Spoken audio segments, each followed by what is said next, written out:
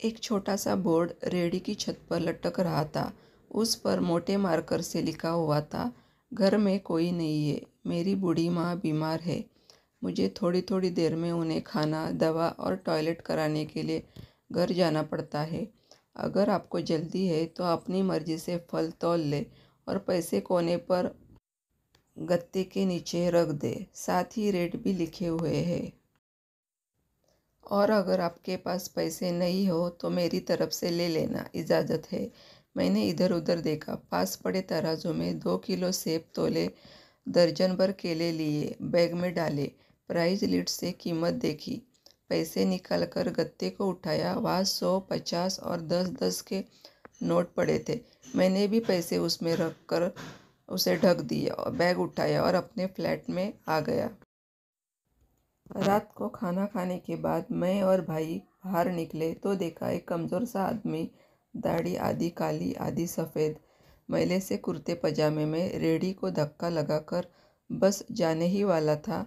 वो हमें देखकर मुस्कुराया और बोला, साहब फल तो ख़त्म हो गए। नाम पूछा तो बोला सीताराम। फिर हम सामने वाले ढाबे पर बैठ गए। चाय आई। कहने लगा, पिछले 3 साल से मेरी माँ बिस्तर पर है, कुछ पागल सी हो गई है और अब तो फालिज भी हो गया है। मेरी कोई संतान नहीं है, बीवी मर गई है, सिर्फ मैं हूँ और मेरी माँ। माँ की देखभाल करने वाला कोई नहीं है, इसलिए मुझे हर वक्त माँ का ख्याल रखना पड़ता है। एक दिन मैंने माँ का पाँव दबाते हुए बड़ी नरमी से कहा, माँ तेरी सेवा करने का तो बड़ा जी चाहता है, पर जेब खाली है और तू मुझे कमरे से बाहर निकलने नहीं देती। कहती है तू जाता है तो जी घबराने लगता है। तू ही बता मैं क्या करूँ। अब क्या गले से खाना उतरेगा, न मेरे पास कोई जमा पूंजी है। ये सुनकर माँ ने हांफते कांपते उठने की कोशिश की। मैंने तकिए की टेक लगवाई।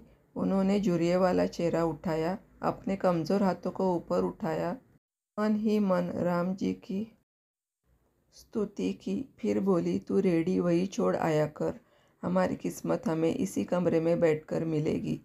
मैंने कहा, माँ क्या बात करती हो, वहाँ छोड़ आऊँगा तो कोई चोर उचक्का सब कुछ ले जाएगा। आजकल कौन लिहाज करता है और बिना मालिक के कौन खरीदने आएगा। कहने लगी, तू राम जी का नाम लेने के बाद रेडी को फलों से भरकर छोड़कर आजा, बस ज़्यादा बकबक नहीं कर। शाम को खाली रेडी ले आया कर। अगर तेरा रुपया गया तो मुझे बोलना। 2.5 साल हो गए भाई, सुबह रेडी लगा आता हूँ, शाम को ले जाता हूँ। लोग पैसे रख जाते हैं, फल ले जाते हैं, एक थैला भी ऊपर नीचे नहीं हुआ, बल्कि कुछ तो ज़्यादा भी रख जाते हैं। कभी कोई माँ के लिए फूल रख जाता है, कभी कोई और चीज़। परसों एक बच्ची पुलाव बनाकर रख गई, साथ में एक पर्ची भी थी माँ के लिए। एक डॉक्टर अपना कार्ड छोड़ गए, पीछे लिखा था, माँ की तबीयत नाजुक हो तो मुझे कॉल कर लेना, मैं आ जाऊँगा। कोई खजूर रख जाता है। रोज़ाना कुछ न कुछ मेरे हक के साथ मौजूद होता है। न माँ हिलने देती है, न मेरे राम जी कुछ कमी रहने देता है। माँ कहती है, तेरा फल मेरा राम अपने फरिश्तों से बिकवा देता है। आखिर मैं इतना ही कहूँगा कि अपने माँ बाप की सेवा करो और देखो दुनिया की कामयाबियाँ कैसे हमारे कदम चूमती है।